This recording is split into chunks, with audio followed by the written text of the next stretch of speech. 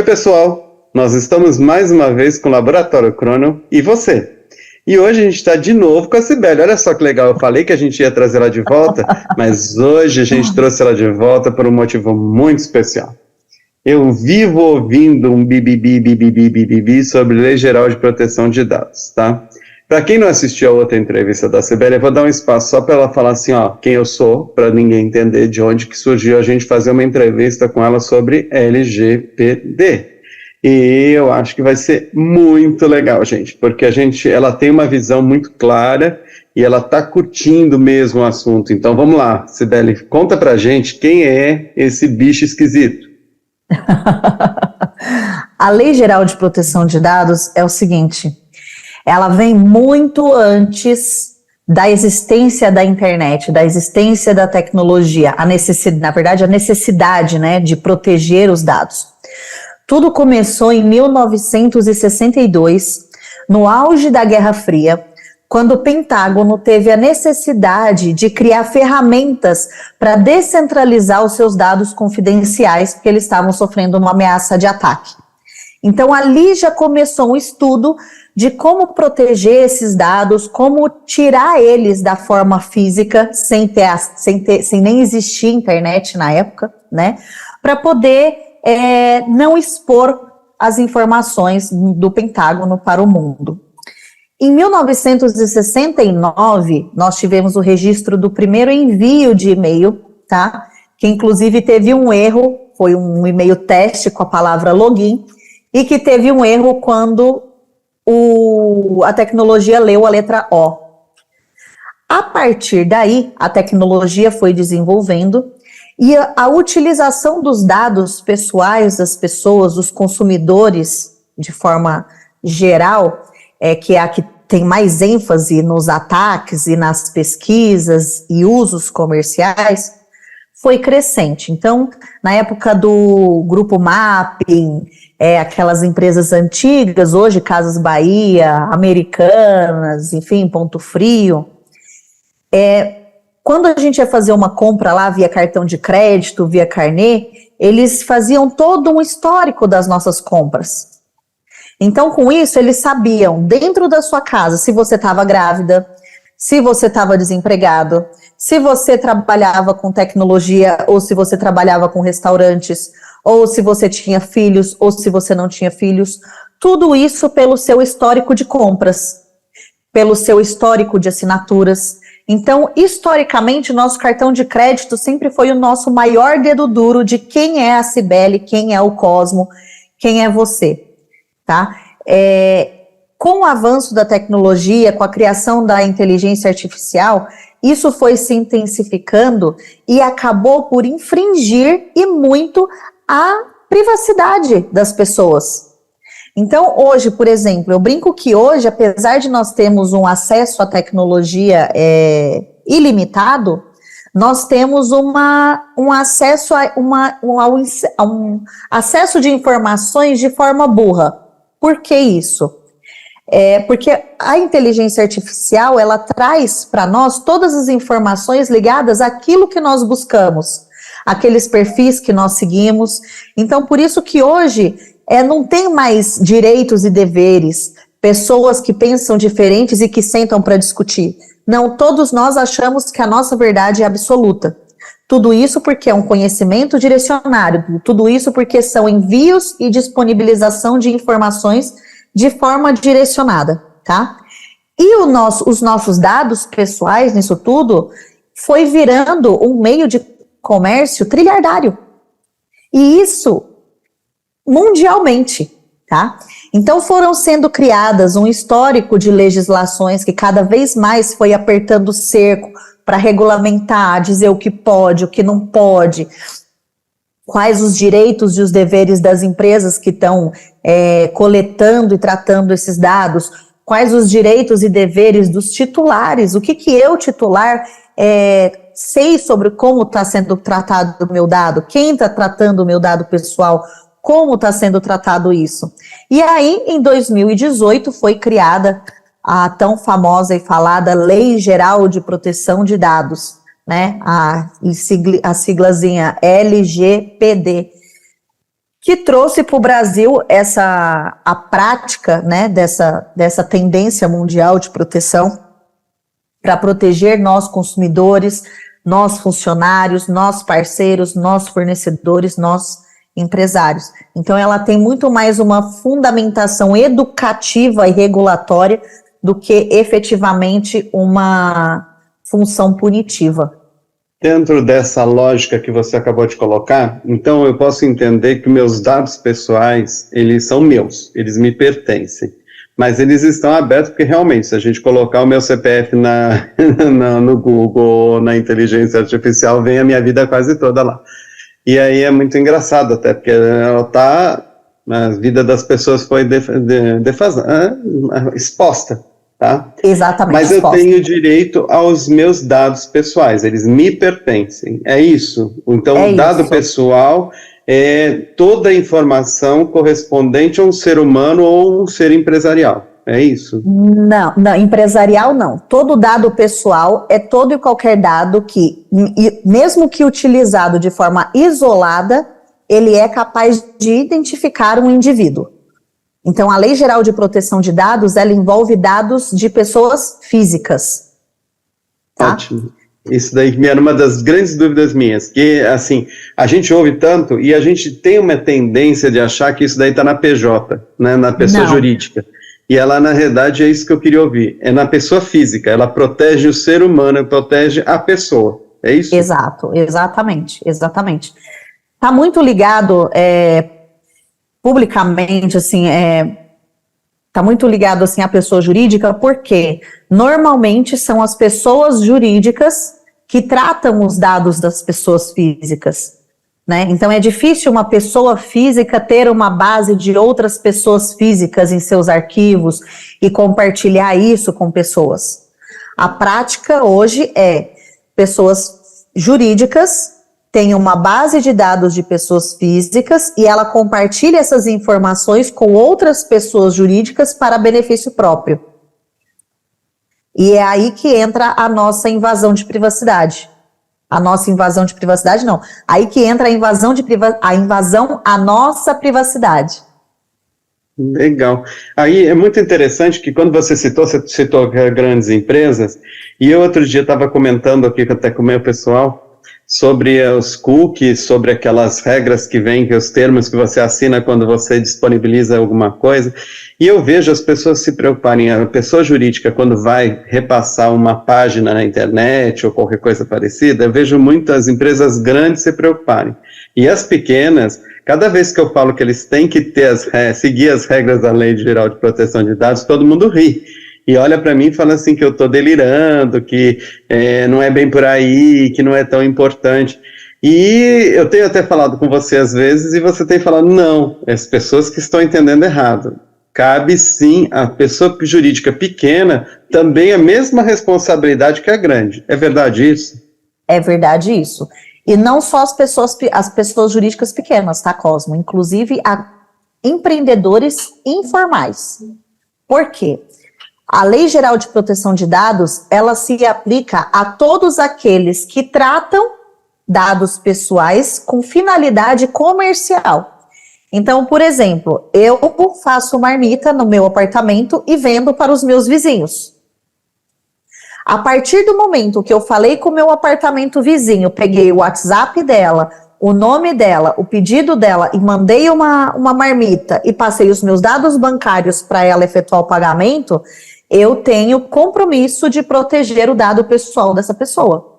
Então, ela independe de pequeno, médio, grande, internacional, informal, MEI, ME, sociedade unipessoal, né, o antigo Eireli, que não existe mais Eireli, EPP, limitada, tá? Então, atinge a todos.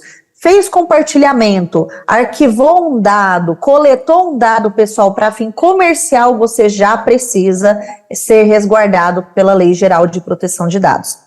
Inclusive, agora em julho de 2023, nós tivemos a primeira penalidade aplicada para uma microempresa que descumpriu a Lei Geral de Proteção de Dados. Foi uma empresa de telecomunicações em Vila Velha, tá? Uma microempresa de telecomunicações em Vila Velha, que sofreu uma denúncia o órgão regulador foi até lá, constatou diversas irregularidades em relação à proteção de dados e condenou essa empresa ao pagamento de multa de R$15 mil. E aí, primeiro, a pessoa já fala, nossa, R$15 mil. Você que está assistindo aí agora, se sofresse uma denúncia de um consumidor seu, você teria R$15 mil para, pagar uma multa assim de pronto? Principalmente na economia de hoje, dificilmente qualquer um de nós teria esse dinheiro. E aí não é só esse dinheiro, porque R$15 mil é a multa. Você precisa agora contratar um advogado para poder regularizar toda a sua empresa. Se a sua empresa for de médio porte, você precisa inclusive de uma equipe de TI especializada em governança para poder trabalhar a gestão desses dados. Você precisa contratar, pagar também os honorários do advogado para te defender em relação a essa multa, para tentar reverter, reduzir ou qualquer coisa do tipo. Então, assim, o custo de R$15 mil da multa já foi aí para 20, 25, sem você ver. Já que você falou nisso, conta pra gente quais são as penalidades que podem acontecer para as pessoas que estão aí que não têm noção do que são penalidades, o quanto que isso pode... Você deu um exemplo legal dos 15 mil dessa realidade que a gente já tem aí para contar. Mas, assim, existem quais formas, e independente do tamanho, mas quais as formas de penalização que já foram colocadas nessa lei? Tá? Multa diária por descumprimento, tá? É uma delas. Então, você tem aí, a multa pode chegar até 2% do seu faturamento. Aí você fala, 2% não é nada, né? Mas se você colocar isso de forma diária por um determinado tempo, isso vira uma bola de neve gigantesca, né? E como? Então, as penalidades, multa diária, bloqueio ou eliminação dos dados pessoais. Então, se você tem aí uma carteira de contatos, uma carta de clientes, ou então todos os registros dos seus funcionários, porque a Lei Geral de Proteção de Dados, ela se aplica não só aos consumidores, não só aos clientes, mas também aos administradores, aos prestadores de serviço, aos funcionários, aos fornecedores, tá? Todos os dados em geral. Então, você pode ser obrigado a eliminar essa sua cartela de dados, já que você não está sabendo tratar ela da forma correta. Você pode ter ela bloqueada, então, por exemplo, até que você regularize as normas que você está infringindo, você não pode usar essa base de dados para nada. Então, você não pode entrar em contato com o seu cliente, você não pode entrar em contato com o seu fornecedor ou com o seu parceiro. E o que, a meu ver, é a pior penalidade de todas, que é a publicização da infração após devidamente comprovada. Que o que é isso? É ter o nome da sua empresa exposto no mercado como uma empresa que não cuida dos dados pessoais de quem se relaciona com ela. Então, assim, além de ter um prejuízo financeiro, né, além de ter um prejuízo econômico, o nome, a sua marca, o nome da sua empresa, o seu nome vai estar exposto ao mercado para que todos saibam ali que você foi penalizado por não proteger os dados pessoais dos seus clientes, dos seus parceiros, dos seus fornecedores. Numa época em que a gente está falando de tecnologia de grande porte e que todo mundo vive em função da tecnologia, perder em risco de imagem hoje, gente, fica de olho aí. Sério. Risco de imagem é muito sério hoje em dia. Então, mas falando um pouco mais da lei geral, a gente tem alguns casos que podem até ser interessantes da gente falar aqui. A gente, a gente tem recebe muita ligação, tá? E a gente recebe muita carta, a gente recebe cartão de crédito, tá? Isso tudo faz parte da Lei Geral de Proteção de Dados, quando as pessoas usam esses dados que elas conseguiram de alguma forma para, por exemplo, mandar um cartão de crédito que você não pediu, para mandar para você uma correspondência, uma oferta que você não quis, ou elas usarem isso daí, por exemplo, para ficar te telefonando o dia inteiro, ou te mandando mensagens o tempo inteiro sobre um negócio. Conta um pouco, que isso todo mundo que está ouvindo deve passar por isso, então é legal essas pessoas poderem entender se isso daí está contemplado ou não. Isso. Um ponto importante aí é a necessidade de você ler aquilo que você assina e que você sinaliza. Então, por exemplo, sempre que você vai fazer uma compra nas Casas Bahia, por exemplo, tem lá o termo de uso, o termo de privacidade e a política de cookies. E sem você ler, você vai lá e aceita, certo? Todos nós fazemos isso.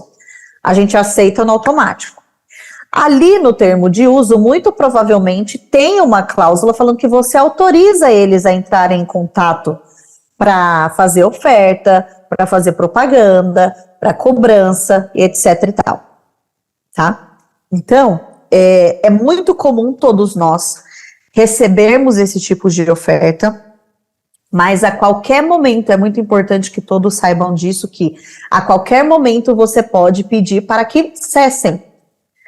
Se você reparar em todos os e-mails de propaganda que vocês recebem, hoje em dia, sempre no finalzinho, lá depois da assinatura final, tem uma frasezinha escrita assim, ó, se você quiser se descadastrar, clique aqui. Se você não tiver mais interesse em receber esses e-mails, clique aqui, tá? Agora eu vou dar um exemplo prático que aconteceu comigo esses dias. A Vivo começou a me ligar, fazer oferta. Ah, porque a gente tem um pacote, porque é seu perfil, porque você foi premiada, porque isso, e pelo menos 3 a 4 vezes no dia eles me ligavam. Aí uma hora eu enchi o saco, atendi, a moça falou querendo me vender, eu falei, não tem interesse, falei, escuta aqui, como que vocês conseguiram meus dados? Aonde que vocês pegaram os meus dados? Ah, a gente pegou seu dado numa lista da Anatel. Eu falei assim, e quem autorizou a Anatel a divulgar os meus dados? Porque eu não assinei nenhum termo de concordância com a Anatel. Hoje o meu contrato é com a Claro, então quem tem autorização para entrar em contato comigo é a Claro, e em momento algum eu autorizei o compartilhamento das minhas informações com a Vivo, ou que a Vivo entrasse em contato comigo. Ah, isso é regulamento, que não sei o que está autorizado. Falei, então vamos fazer o seguinte, se vocês entrarem em contato comigo mais uma vez, eu vou fazer uma denúncia no órgão regulador e na Anatel. Nunca mais me ligaram. Nunca mais me ligaram. E isso serve não só para telefonia, como para empresas de imóveis planejados. Um exemplo, até pouco tempo atrás, que hoje não é para acontecer, talvez aconteça, mas não é para acontecer, você ia num stand de venda de imóvel, visitar um planejado, fazer a negociação do imóvel. Se você comprar um imóvel hoje, amanhã uma empresa de decorado, uma empresa de piso, uma empresa de pintura já está te ligando, oferecendo os serviços. E isso é uso indevido do seu dado. A construtora, de forma irregular, compartilhou seus dados com essa empresa. Então, você pode, sim, e deve denunciar, reclamar, ir atrás e pedir que cessem, tá? Isso não pode acontecer, mas vamos lá. Vejamos assim, eu gostei que todas as empresas que foram citadas são situações em que quase todos nós estamos vivendo hoje em dia. E o que a gente quer deixar claro é que exatamente porque a gente está falando sobre isso, é que na realidade nós estamos dizendo, inclusive, que existem os termos. O erro é das duas partes. Eles estão disponibilizando se eu não quero receber aquela informação. Um grave erro que eu quero que a Cibele até saliente bastante para o consumidor é que o maior erro, na maioria das vezes, é do consumidor, que não lê absolutamente nada. A gente tem até falado muito, insistido nisso, né, Cibele? Ninguém lê essas letras, ninguém lê aquilo que a gente clica dizendo que pode, tá? Então, eu acho que reforça um pouco isso, porque o maior errado, na realidade, é o consumidor que, na maioria das vezes, está com preguiça de ler e aceita tudo, tá? Aprendam a ler. E se não vai ler, não aceite, porque, na realidade, aquilo não vai impedir o negócio e não vai deixar de você seguir em frente. A maioria das pessoas pensa que se ela não colocar o clique ali, ela não vai ser atendida ou não vai seguir a sequência. E é mentira, ele vai continuar a sequência normalmente, tá?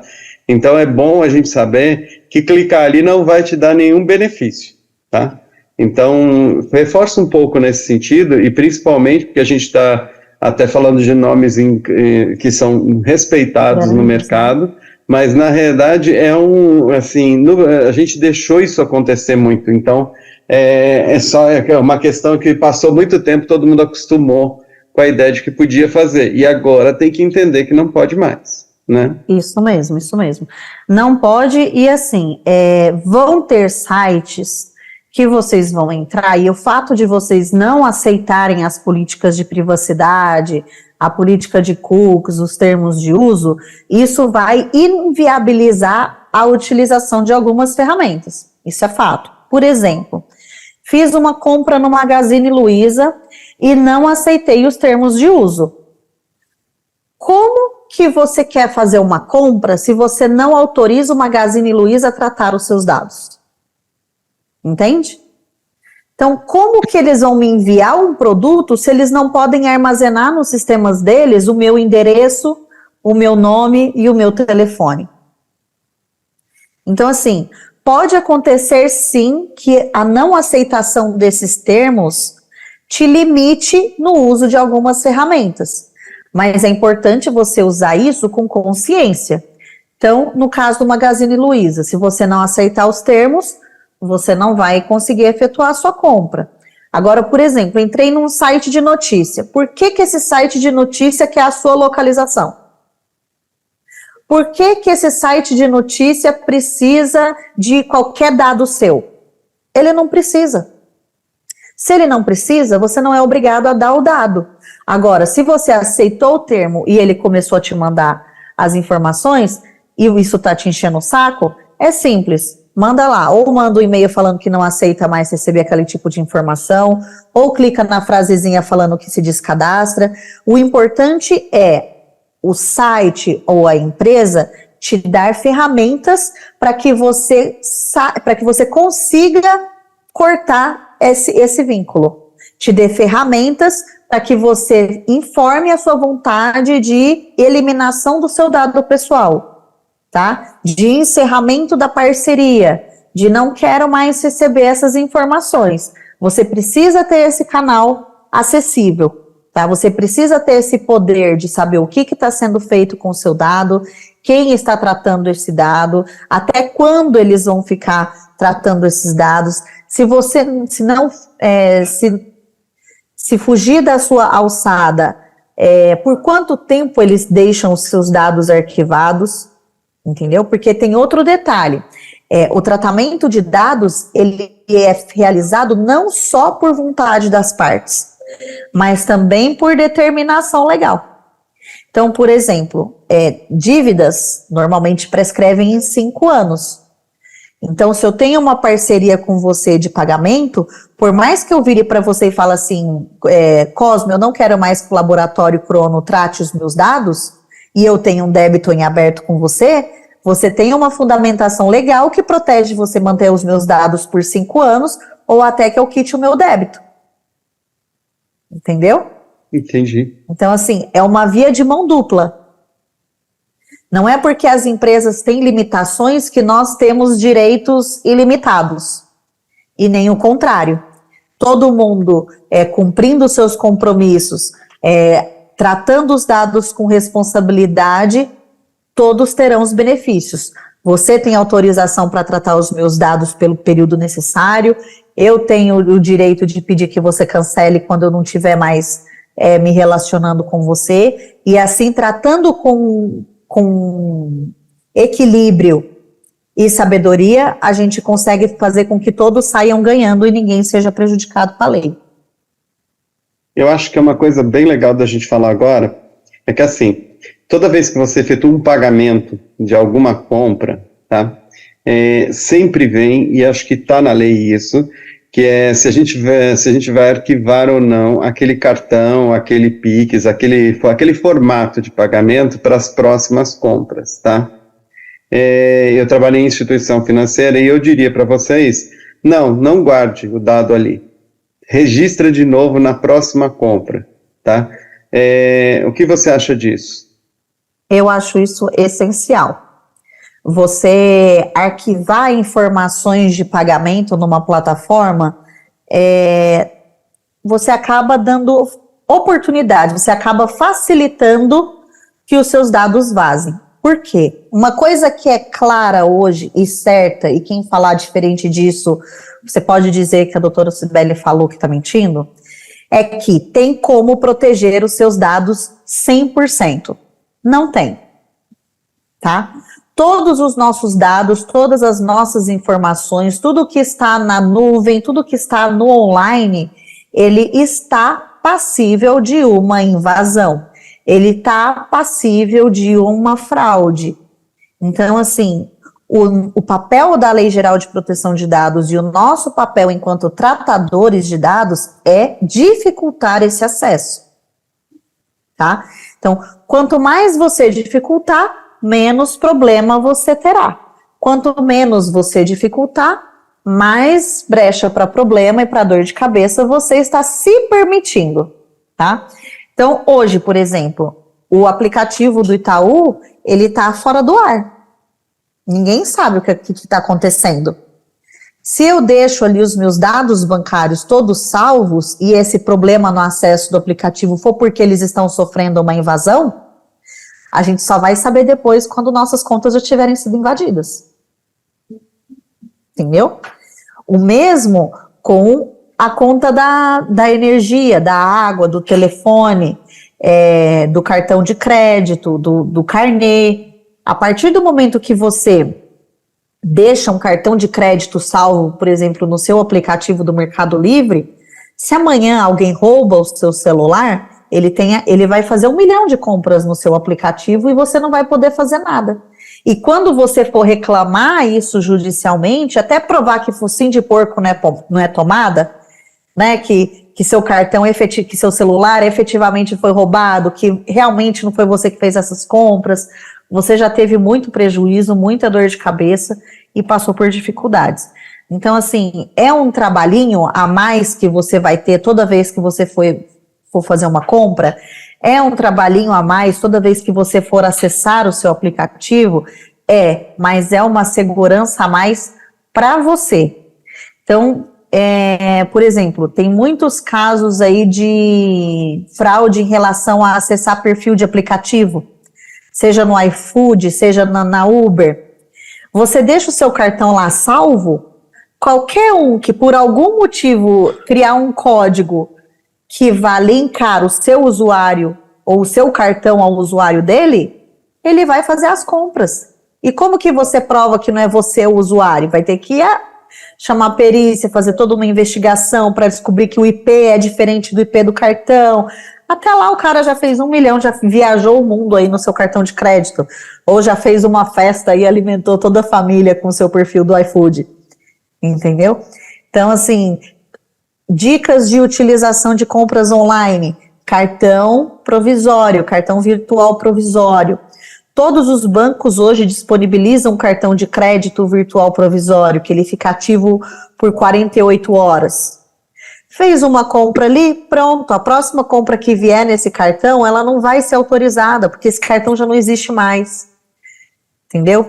Então, evitar deixar login salvo, evitar deixar cartão de crédito salvo, evitar tudo que possa te vincular de forma permanente.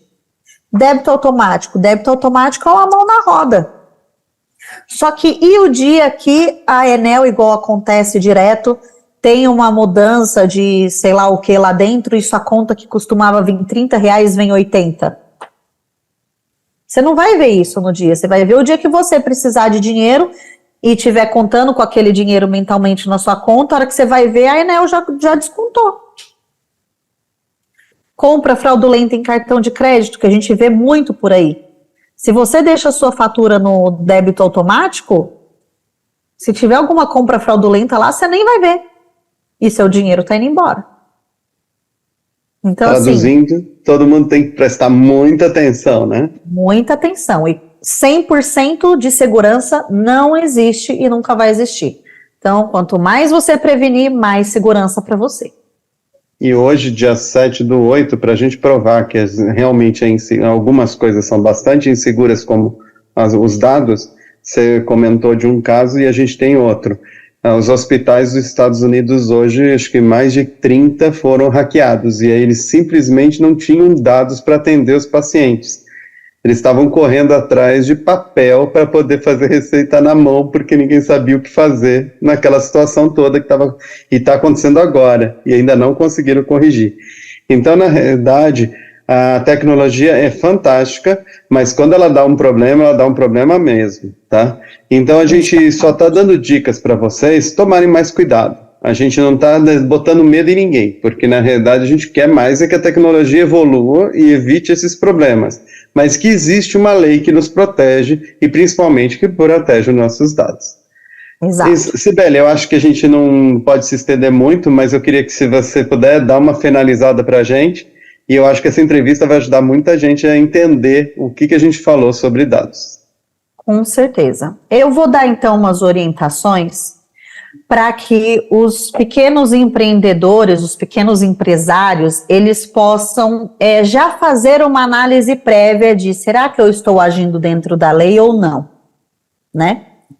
Que eu acho que isso já vai ajudar, tipo, eu estou no caminho certo, cara, preciso urgente da Sibeli. Então vamos lá. Primeiro requisito que eu sempre comento quando me perguntam sobre isso é a utilização do WhatsApp Business, tá? O WhatsApp comum, ele foi criado para ter conversas pessoais. Então, as ferramentas de segurança dele são mínimas. Se você quiser algum tipo de ferramenta de segurança a mais, você precisa acionar e ela não é tão efetiva. Com a criação do WhatsApp Business e a implementação da Lei Geral de Proteção de Dados, esse aplicativo que foi criado especificamente para conversas comerciais, ele já vem com todas as ferramentas de segurança e de criptografia implantados.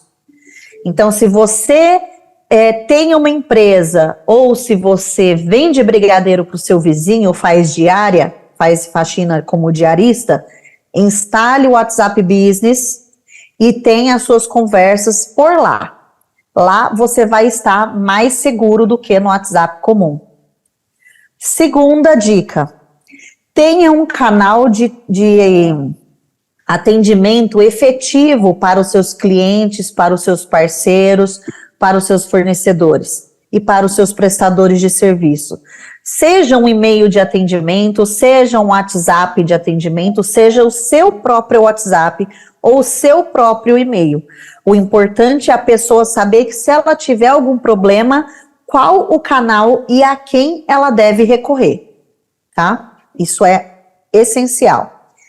Terceiro, tenha controle sobre a base de dados e as pastas pessoais onde ficam arquivados os dados que vocês tratam, tá? Então, se você é um empreendedor informal que trabalha dentro de casa, garanta que os dados pessoais dos seus clientes estejam arquivados no seu WhatsApp Business ou numa pasta protegida por senha dentro do seu computador ou por uma pasta protegida por senha dentro do seu Google Drive ou na sua nuvem que você sentir mais segurança, tá?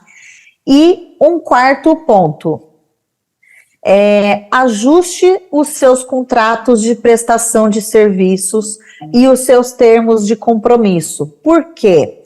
Todos, em qualquer relação, contratante e contratado, vendedor e comprador, locador e locatário, prestador de serviço e fornecedor, eles precisam ter ciência que você é responsável e que você tem compromisso com a proteção de dados das pessoas que negociam com você e que, consequentemente, eles também devem ter essa responsabilidade. Por quê? Tendo isso por escrito, se amanhã der algum chabu, se amanhã tiver algum vazamento de dados, o verdadeiro responsável, ele será responsabilizado, tá? Não vai sair sobrando para todo mundo. Uma vez que você está ali resguardado, que você se comprometeu com esse cumprimento, com essa proteção, você vai ter ferramentas para responsabilizar o real culpado e não resvalar bala no seu negócio. É isso. Eu acho que a gente deu bastante dica.